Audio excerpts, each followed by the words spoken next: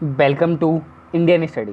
तारीख है आज 3 जुलाई और हम कवर करेंगे 3 जुलाई के सभी इंपॉर्टेंट करंट अफेयर्स के क्वेश्चन। साथ ही साथ जो इंपॉर्टेंट एक्स्ट्रा फैक्ट होंगे वो भी आज हम इस वीडियो में जानने वाले हैं।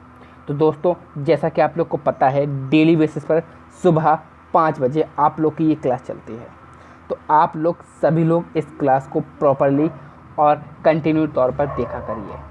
अब ये क्लास आप लोग के लिए इसलिए इम्पॉर्टेंट है क्योंकि आपका यूपी जेल वार्डन का एग्ज़ाम आने वाला है और उसमें 6 मंथ की करंट पूछी जाएगी, लगभग पिछले 6 मंथ की, जिसमें से 3 मंथ आपके, यदि आप लोग आज से भी स्टार्ट करते हो तो आपके 3 मंथ कंप्लीट होते हैं करंट अफेयर्स के, यदि आप डेली देखना स्टार्ट करते हो। और बाकी के जो 3 मंथ हैं वो मैं गारंटी लेता हूँ मैं कवर कराऊँगा आप लोग के। बस आप लोग करंट अफेयर्स को देखना स्टार्ट करिए और मेरा यकीन मानिए, जब आप करंट अफेयर्स को देखना समझना स्टार्ट करोगे ना, तो आपके पास अलग ही प्रकार का एक नॉलेज का लेवल होगा जो कि किसी के पास नहीं हो सकता यदि आप लोग अच्छे से देखना चाहें। चलिए, फ़िलहाल रिक्वेस्ट यही है कि आप लोग चैनल को सब्सक्राइब करिए, वीडियो को ज़्यादा से ज़्यादा शेयर करिए और देखिए। और मैं आप लोगों को बिल्कुल डिटेल एनालिसिस करवा रहा हूँ, यानी कि बिल्कुल जीरो से लेकर चल रहा हूँ और हीरो बनाकर छोड़ूंगा, यानी कि बिल्कुल छोटे छोटे पॉइंट से उठूंगा और बड़े बड़े क्वेश्चन भी बताऊंगा किस प्रकार से पूछे जाते हैं। तो जिसने अभी तक चैनल को सब्सक्राइब नहीं किया है, सब्सक्राइब कर लीजिए। साथ ही साथ वीडियो की PDF पाने के लिए आप लोग हमारे टेलीग्राम चैनल को ज्वाइन कर लीजिए और टेलीग्राम का जो लिंक है वो आपको डिस्क्रिप्शन में दिया गया है। चलते हैं हमारे पहले क्वेश्चन की ओर बिना देर किए हुए। हाल ही में फिच रेटिंग ने फाइनेंशियल ईयर 2022 के लिए भारत की GDP का क्या अनुमान लगाया है। तो देखिए, रिसेंटली जो फिच रेटिंग है उसने अपनी GDP का अनुमान घटा दिया है और अनुमान घटाकर 8.0% कर दिया है, यानी कि 9.5% उसने पहले अनुमान लगाया था और अब 8.0% कर दिया है। अब फिच रेटिंग की बात की जाए, GDP की बात की जाए, तो इसमें हम लोग बात करते हैं। तो यदि सबसे पहले तो इम्पोर्टेंट बात यह है कि ये रेटिंग दी क्यों जाती है, क्या ज़रूरत होती है इस रेटिंग की और क्यों हम लोग इस रेटिंग को पढ़ते हैं। तो ये रेटिंग जो है ना, वो किसी भी देश या संस्था या किसी भी व्यक्ति की जो है ना उसकी ताकत को बताती है, यानी कि उस पर हम कितना इन्वेस्ट कर सकते हैं, वो कितना आर्थिक रूप से कमज़ोर है, कितना लोन चुका सकता है, कितना लोन पटा सकता है, ये सब जो निर्भर है ना वो क्रेडिट रेटिंग पर निर्भर करता है, यानी कि जो ये लोग रेटिंग देते हैं उसी पर निर्भर करता है। अब जैसे कि आपने बीच में सुना होगा कि जो इंडिया को रेटिंग दी है BB रेटिंग दी है, कभी कभी सुनते होंगे AAA रेटिंग है, किसी को AA रेटिंग है। तो ये सब जो रेटिंग होती है ना, इन्हीं रेटिंग के अनुसार बड़े बड़े जो इन्वेस्टर होते हैं, बड़ी बड़ी जो मल्टीनेशनल कंपनियां होती हैं, वो अलग अलग देशों में इन्वेस्ट करती हैं। और जो बड़े बड़े बैंक होते हैं जैसे कि ADB हो गया, वर्ल्ड बैंक हो गया, ये सब क्या करते हैं, हम लोग को ब्याज देते हैं, इन्वेस्टमेंट करते हैं हमारे देश में। और इन्हीं रेटिंग के अनुसार हमारा देश जो है काफ़ी आगे बढ़ता है, काफ़ी दूसरे देशों से कनेक्शन होता है। तो ये जो रेटिंग है इस प्रकार दी जाती है। अब बात की जाए फिच, ये फिच क्या है, तो फिच एक कंपनी है जो कि इन रेटिंग के लिए जानी जाती है। तो 3 कंपनियां मोस्टली जो कि बड़ी कंपनियां हैं और ये रेटिंग देती हैं। एक तो है फिच, एक है मूडीज़ और एक है S&P, यानी कि standard and poor global rating. ये सबसे पुरानी है S&P। फिलहाल हम बात कर रहे हैं फिच रेटिंग की।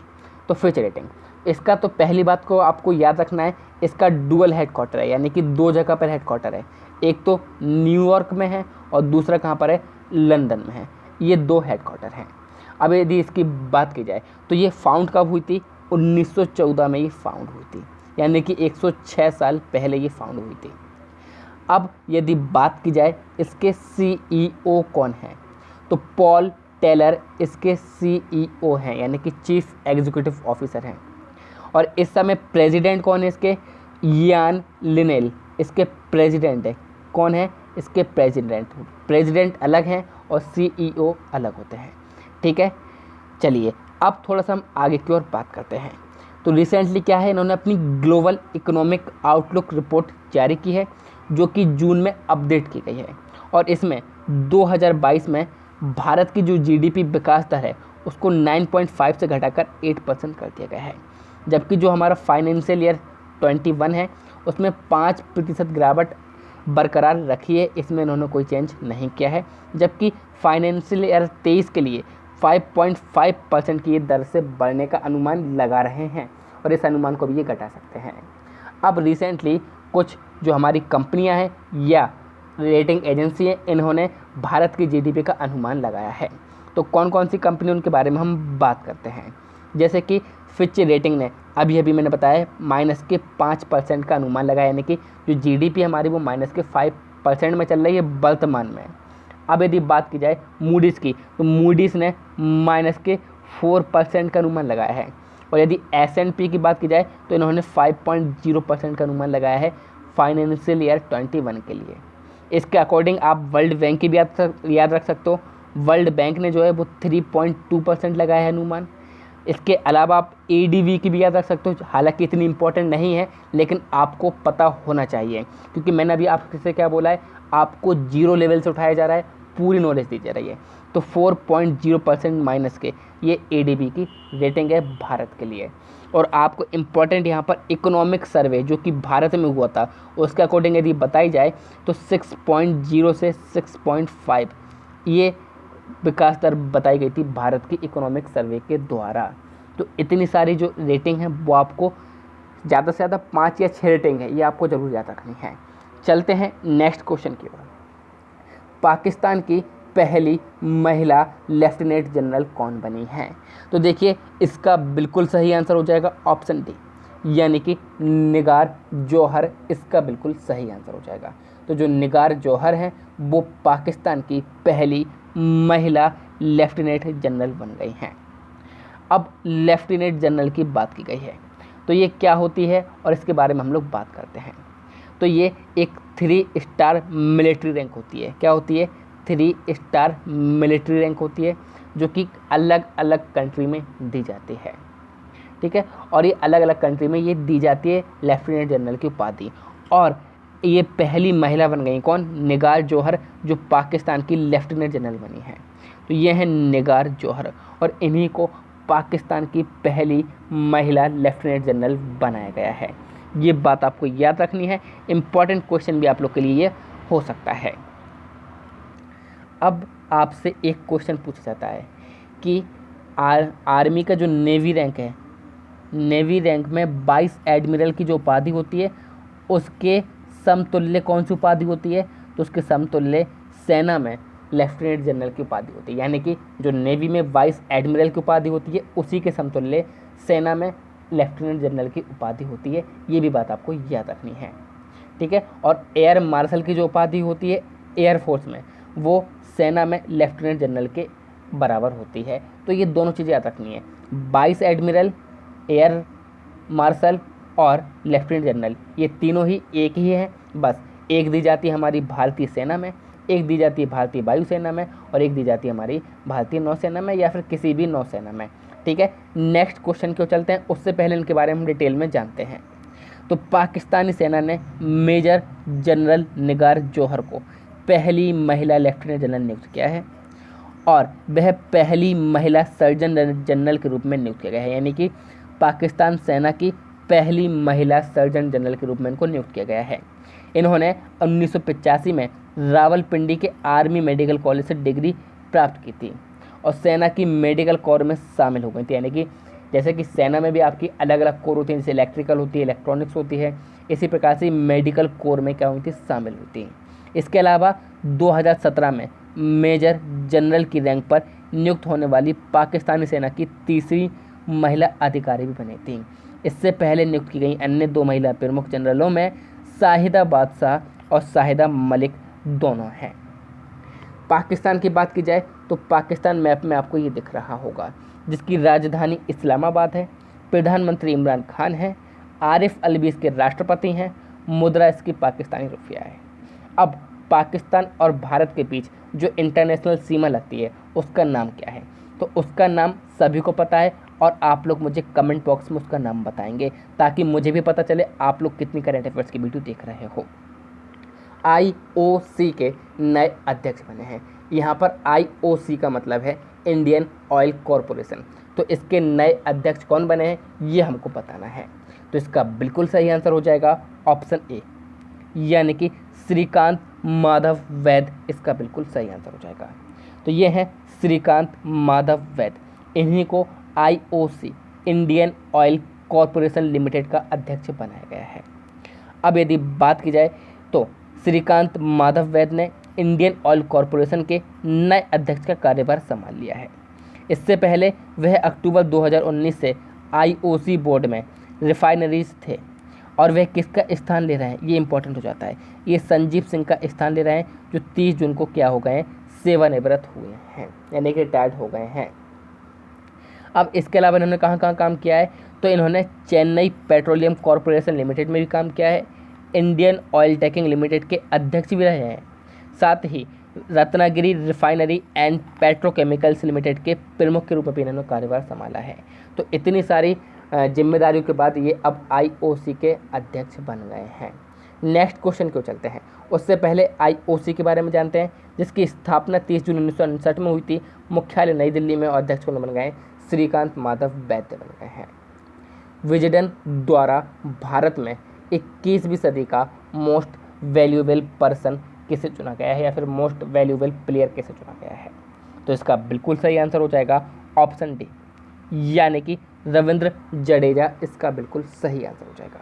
तो रविंद्र जडेजा को विजडन के द्वारा, विजडन क्या एक पत्रिका है, और उसी के द्वारा 21वीं सदी का, यानी कि जो 21वीं सदी चल रही है उसका मोस्ट वैल्यूएबल प्लेयर यानी कि MVP जो है भारत की ओर से किसे चुना गया है, रविंद्र जडेजा को। मैंने क्या बोला है, भारत की ओर से, इस बात को आप खास तौर से याद रखेंगे।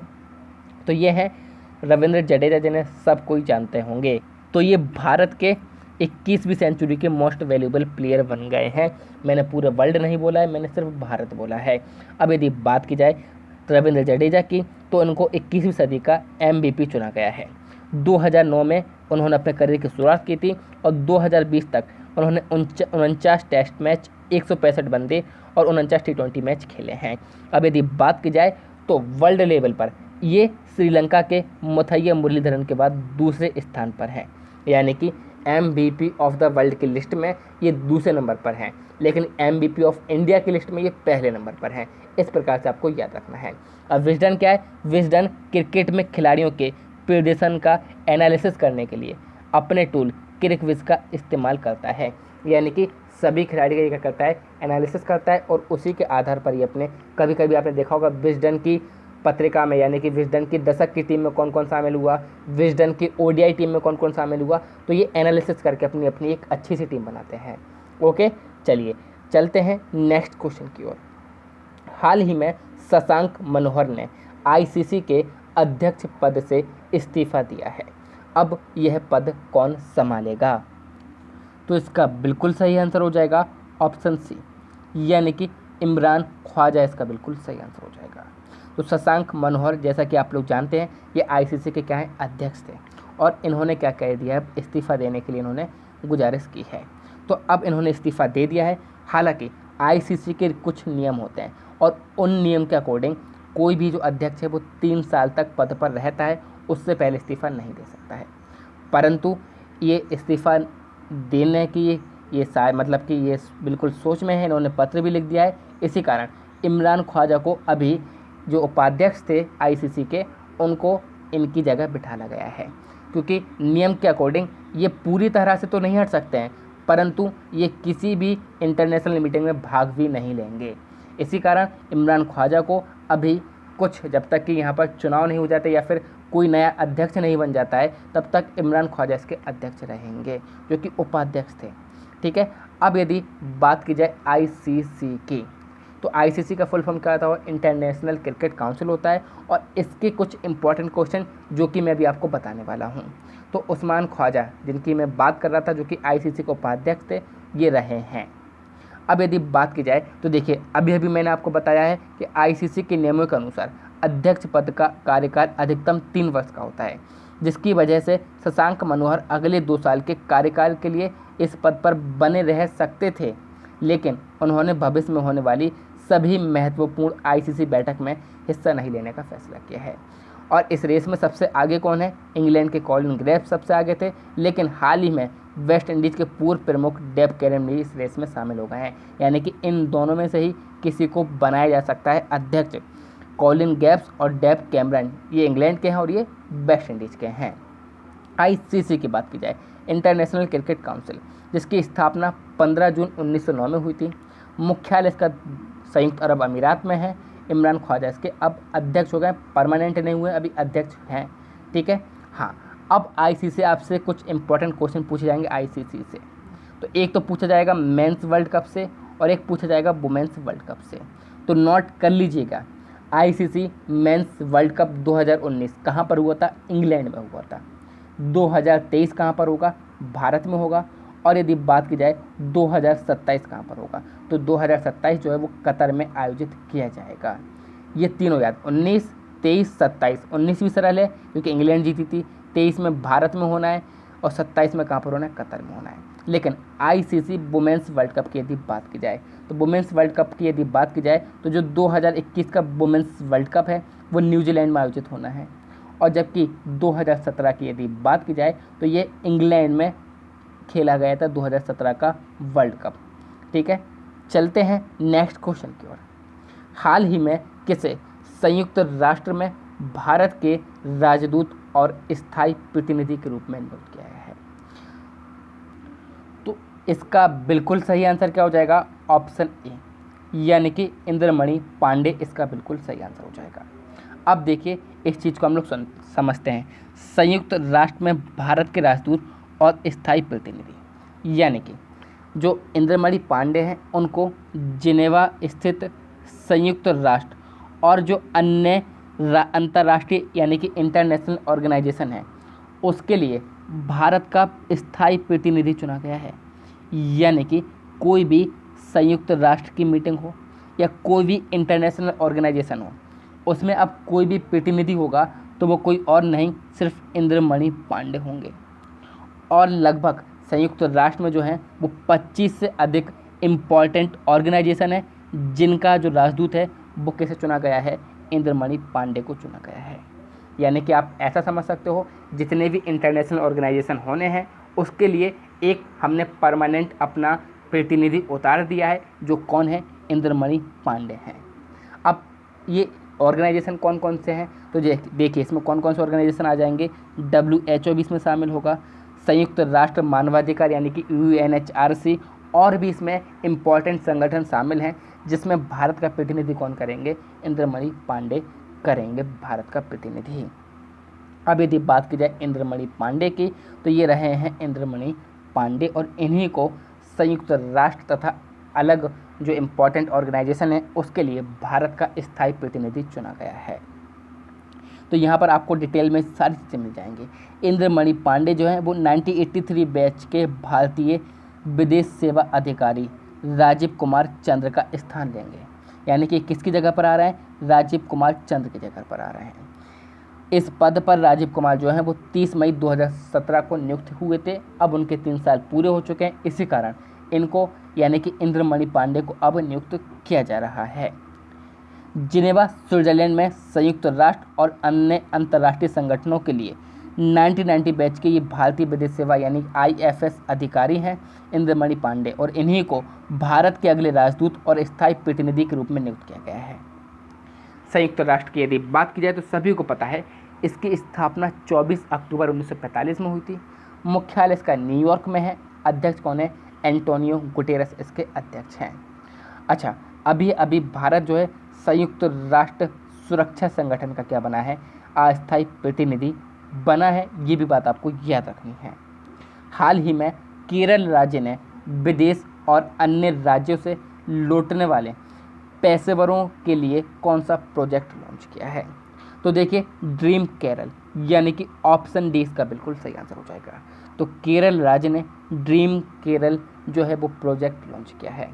अब ये प्रोजेक्ट की घोषणा क्यों की गई है? तो देखिए, जैसा कि आपको साफ साफ दिख रहा होगा, विदेश और अन्य राज्यों से लौटने वाले पेशेवरों के लिए। अब यदि आपको एक बात पता होनी चाहिए कि जो केरल है उसकी जो इकोनॉमी है वो ज़्यादातर विदेशों से यानी कि NRI जो होते हैं वो लोग इनकी इकोनॉमी बढ़ाते हैं। यानी कि केरल की जो इकोनॉमी है वो NRI के द्वारा बढ़ती है। इसी कारण ये NRI के लिए विशेष तौर पर ड्रीम केरल क्या कर रहे हैं, प्रोजेक्ट लॉन्च कर रहे हैं। अब यदि आपको एक अंदाज़ा लगाना है तो 2018 में जो केरल में जो कमाई आई थी एनआरआई से वो 85,000 करोड़ रुपए थी। कितनी? 85,000 करोड़ रुपए थी। इसी कारण जो केरल सरकार है वो एनआरआई के लिए क्या कर रही है, ये प्रोजेक्ट लॉन्च कर रही है। अब ऐसा क्यों करना पड़ रहा है कि कोविड-19 चल रहा है, उसी के कारण काफ़ी एनआरआई यानी कि विदेश से हम लोग भारतीयों को लेकर आए हैं और इसी के लिए क्या कर जा रहा है, ये प्रोजेक्ट लॉन्च किया जा रहा है। एनआरआई का फुल फॉर्म क्या होता है, तो नॉन रेजिडेंटल ऑफ इंडिया, ये इसका फुल फॉर्म होता है। चलते हैं आगे की ओर। तो केरल सरकार ने कोविड-19 महामारी के कारण अपनी नौकरी खोने के बाद विदेश और अन्य राज्यों से लौटने वालों की क्षमता और अनुभव का लाभ उठाने के लिए ड्रीम केरला प्रोजेक्ट शुरू करने की घोषणा की है। इस परियोजना का जो उद्देश्य है वो प्रवासियों के पुनर्वास और राज्य के समग्र विकास है। समग्र विकास जो है वो ज़्यादा है और बाकी डिटेल आप लोग यहाँ से पढ़ लिया करिए, मैंने बाकी आपको सभी बता दी हैं। केरल ये रहा मैप में, जिसकी राजधानी तिरुवनंतपुरम, मुख्यमंत्री पिनरई विजयन, आरिफ मोहम्मद खान राज्यपाल, एस मणिकुमार मुख्य न्यायाधीश। राज्यसभा की सीट 9 है यहाँ पर, लोकसभा की सीट 20 है। ठीक है, नेक्स्ट क्वेश्चन को चलते हैं। पौधे लगाओ पर्यावरण बचाओ अभियान किसने शुरू किया है? इंपॉर्टेंट क्वेश्चन है, इंपॉर्टेंट क्वेश्चन है, आप लोग नोट कर लीजिएगा, वेरी इंपॉर्टेंट क्वेश्चन है। तो इसका बिल्कुल सही आंसर हो जाएगा ऑप्शन बी, यानी कि दिल्ली इसका बिल्कुल सही आंसर हो जाएगा। तो दिल्ली गवर्नमेंट ने 17 दिन का ये अभियान शुरू किया है। कितने दिन का है? 17 दिन का अभियान है, जो कि 10 जुलाई से 26 जुलाई तक चलेगा।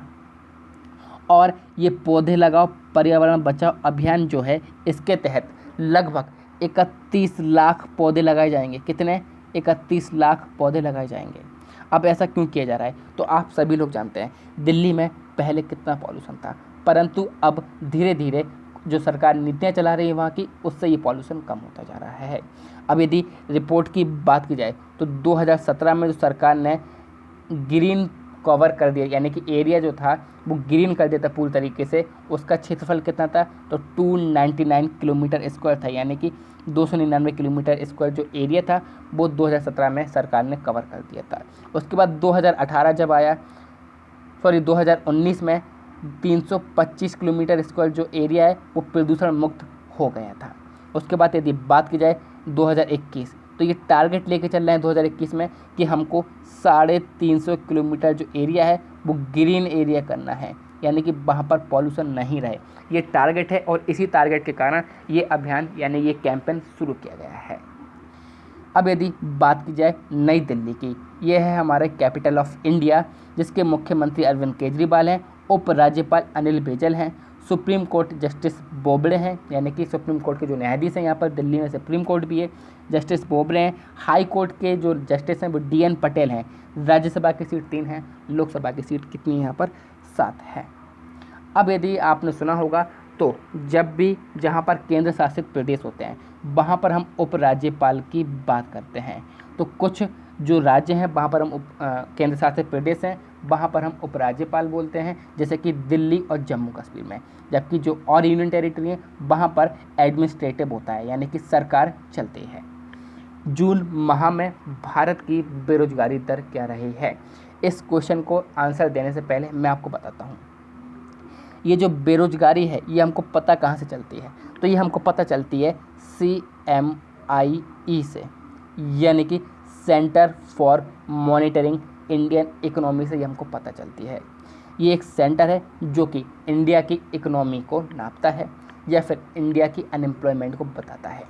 तो इसने अपनी रिपोर्ट जो है वो हर मंथ देता है और इसने अपनी मई में एक रिपोर्ट दी थी जिसमें जो भारत की बेरोजगारी थी वो 23.42% थी।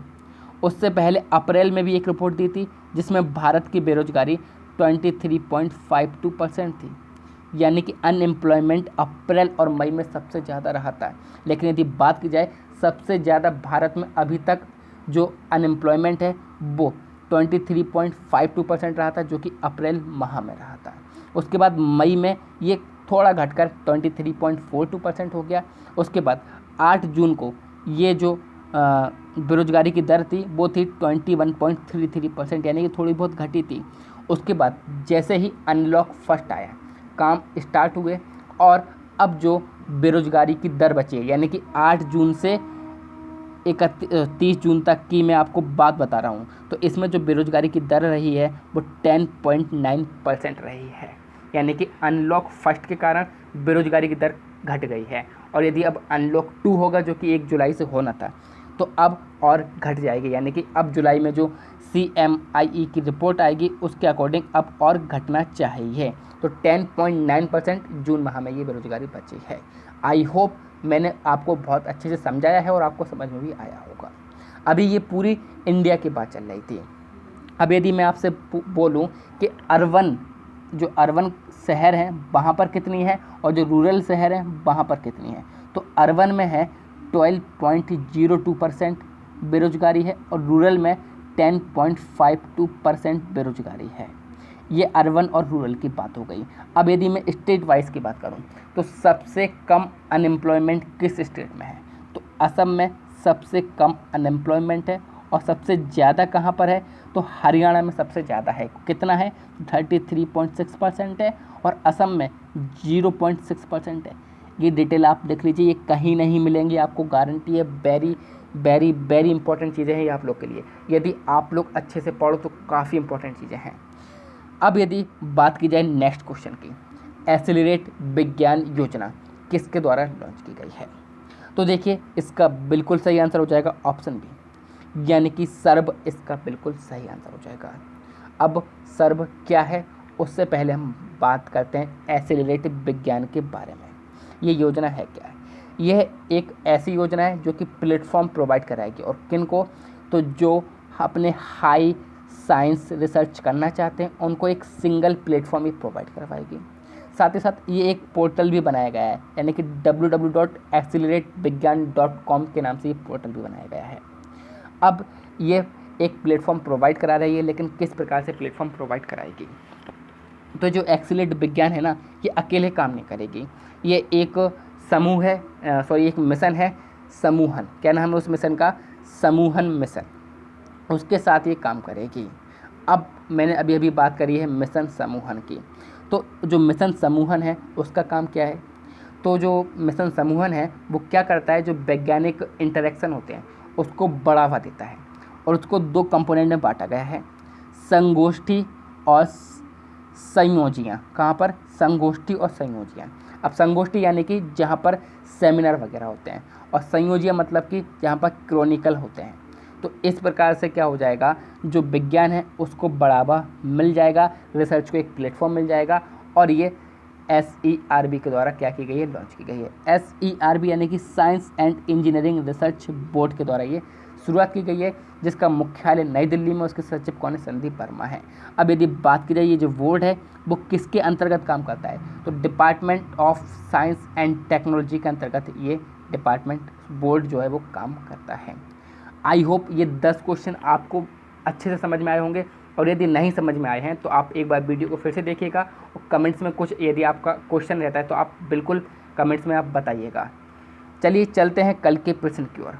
पंजाब की पहली महिला मुख्य सचिव कौन बनी है, तो इसका सही आंसर था विनी महाजन, यानी कि ऑप्शन सी इसका बिल्कुल सही आंसर था। आज का प्रश्न क्या है, हाल ही में आइसलैंड का राष्ट्रपति किसे चुना गया है, तो इसका सही आंसर आपको कमेंट बॉक्स में देना है। साथ ही साथ एक क्वेश्चन मैंने बीच में ही बोला था आपको कि भारत और पाकिस्तान के बीच कौन सी इंटरनेशनल सीमा लगती है, तो वो भी आपको नाम बताना है।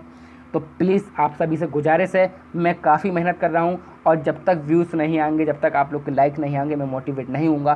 फिर भी मैं आप लोग के लिए काफ़ी मेहनत कर रहा हूँ। तो प्लीज़ वीडियो को लाइक करिए, शेयर कीजिए, सब्सक्राइब कीजिए इंडियन स्टडी के हिंदी यूट्यूब चैनल को। Thank you all of you. जय हिंद, जय भारत।